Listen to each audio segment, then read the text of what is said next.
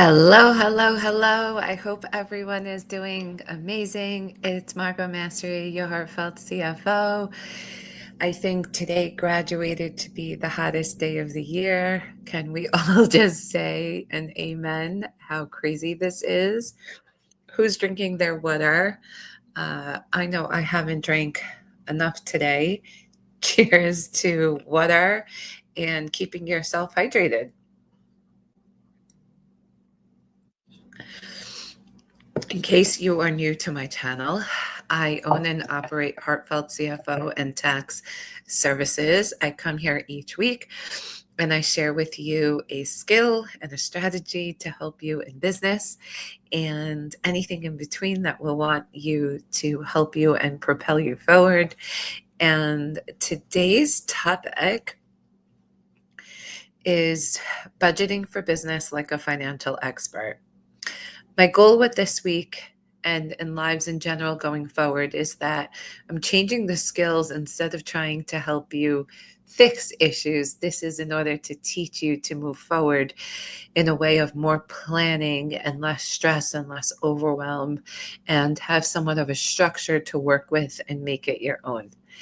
And with that being said, just to learn a little bit more about me, I'm a business therapist, financial interpreter, and considered a strategy whisperer.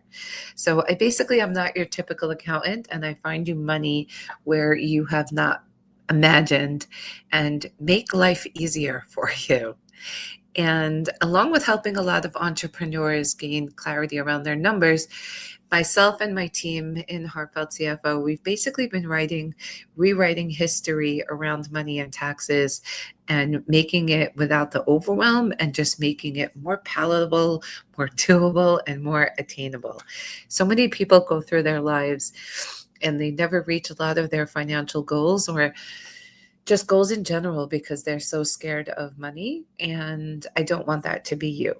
So, growth is something that a lot of us dream of, but it's not random, it's planned.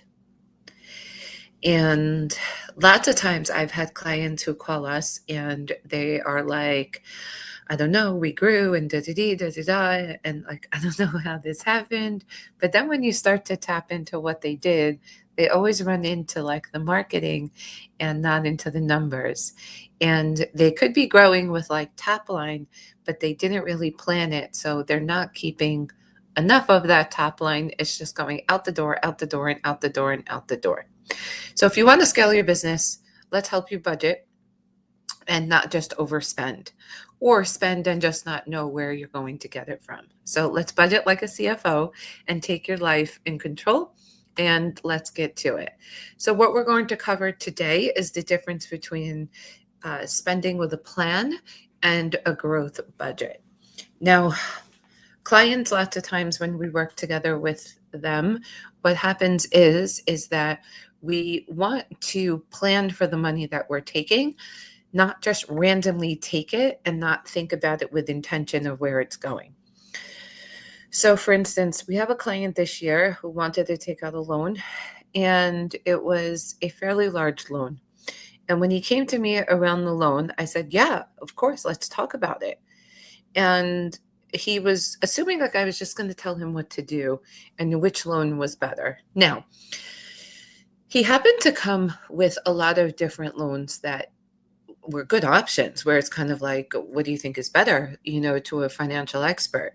Now, the thing is that you have to sleep good at night with your decision, and talking about it together with what the loans are about then helps you make the best next decision for yourself. So with that being said, having clean books will help you have a clear budget, 3 budget mistakes that sabotage the growth, and how to build a monthly budget.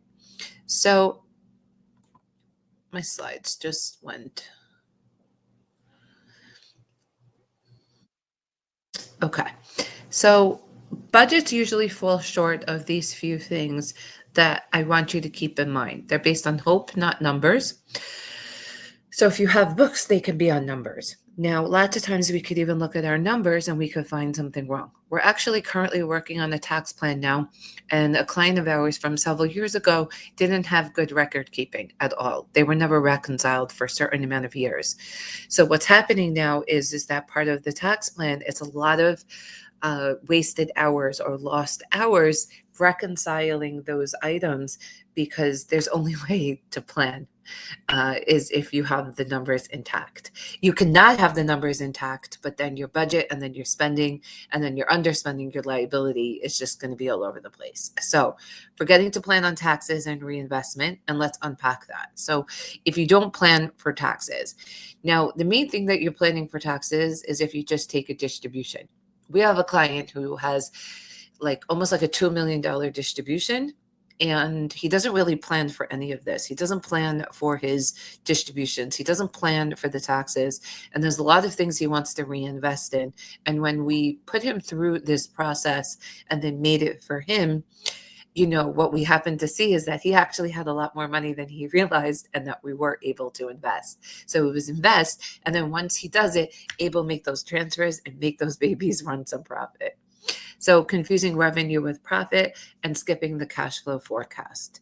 So a CFO's view of budgeting is budgeting not just tracking costs, it's all about your aligning your money with your goals, timeline, and capacity. Now, I happened to be talking to someone today, and he was really trying to figure out when was a good time on a mortgage with all of these steps and different things.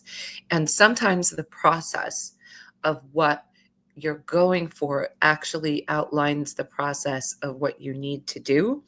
So therefore, maybe emotionally or mentally, you're not up to it yet, or you didn't process why you have to do this and what you have to do and all, but the process could be so timely that you're going to want to jump into it, because time doesn't wait for you in these things. And how you're spending and those processes doesn't necessarily line up with our emotions.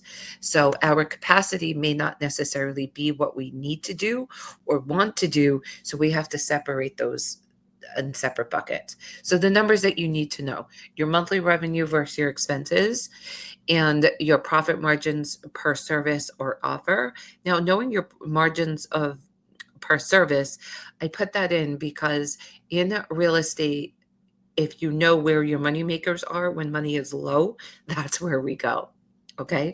I want to say that again, with knowing per service. So, for instance, in contracting, when you're redoing all of these buildings and you're constructing and these things, you are knowing where the money is, that you can take on more of that service instead of all the services, perhaps, that might be a part of it. Okay. You can only apply for the job that's the moneymaker for you and not necessarily all of it. We have a lot of our real estate clients really evolving towards that now, because what's happening is when they realize where their money is, it's kind of like, why am I spending time elsewhere? Owners pay, making sure you get paid, and having an emergency fund, reinvesting targets for marketing teams and systems. Now, I'll tell you, when you have marketing systems that have an ROI, which is a return on investment, it becomes like a no-brainer, because you know that the money is going to come back. The mistake is that people put it in blindly, and they don't take the steps to build the engine. They assume the engine is by going into somebody to do it. And when you build the engine for your team, for your business and your business model, that's when it goes incrementally and it grows and it becomes the engine. So here is the framework. Step one, let's review your current profit. The next one we're going to do is set monthly and quarterly growth goals, so that we're moving towards it, not moving away from it, and that we're taking aligned action. It was really, really cool. Last week, I started a VIP day with a client. We decided to put it into 2 half days. And when he was working on it, he took his business to a whole nother angle. Now, he really wasn't even anticipating to grow this business, because he has some passive assets, and I think that's where he thought that his money was going to come from. But then when we started to work on the business, it was really, really cool to see how it elevated, and it made him so much happier. So the next part of this process is to allocate funds towards the funds that fuel your growth, right? Because again, right, we know the service that's making us money and we're going to allocate funds that way, right? Now what we get to do is monitor and adjust monthly. Sometimes clients come to us and they want us to set this system and they think when the system is set that it's okay to go and they can do it on their own. But that is the time to still stay in the process because let's say you need to adjust. Let's say you're monitoring and your mind goes haywire. All of these things to help keep you up and up and up is really, really the key. Because chances are when it goes down, that's when the shift happens of where we think something is wrong and it could be easily fixable. It's just money. It's just another business deal. It's just going after a bunch more leads.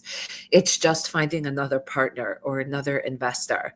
And once we have the frameworks to what does work, we do more of that. So if you have investors that work and that you need more, we go back and we talk about what worked and we do more. Now, there's so many different tools that you can do to simplify this, and these are some of them. But the big thing that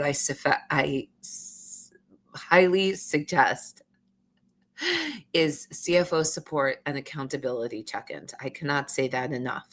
Having somebody that you're accountable with is such a big deal. Now, with that being said, with our check-ins, what we're starting to do for our clients is build dashboards so that there's a template for them to go and not necessarily only go within QuickBooks, that within the dashboard, we're building the targets for the business growth. And that's where the engine really gets that next level. So you have the marketing system and then you have the next level of the dashboard to see that where we're making progress and what needs to be worked on. So a great budget helps you to invest confidently, scale strategically, stop the feast or the famine cycle, and really just focus in the place of where you want to. And that's it. It's that simple. So I invite you to have a strategy call with me and let's map out your next session towards building your business funds and your life goals and not just the next client or a contract, but let's just make this into a bigger vision and bigger future and start to make this happen. I am so excited that you got to watch this and enjoy this lesson today. I would love to hear your next steps and where this goes. And what I'll say is that if you made it this far, take the next step, scan the QR code or put in the link, and let's have a call together so that we can really dive into this deeper. Now, if you're not in a place where you're in a process and it's post where things are a mess, or maybe they're aligned, or maybe there's still a bunch of things that you need to put together, let's still have the call. There's things always to do. The goal of today's session was to help start to put out there to think ahead instead of throwing spaghetti against the wall. And that's what I've experienced a lot in this industry and what I don't want for you. I want you to plan and think ahead of things so that you can have it all. I am so grateful that you listened to this. I cannot wait to see you on the call with me, and I will see you here next week. Talk soon.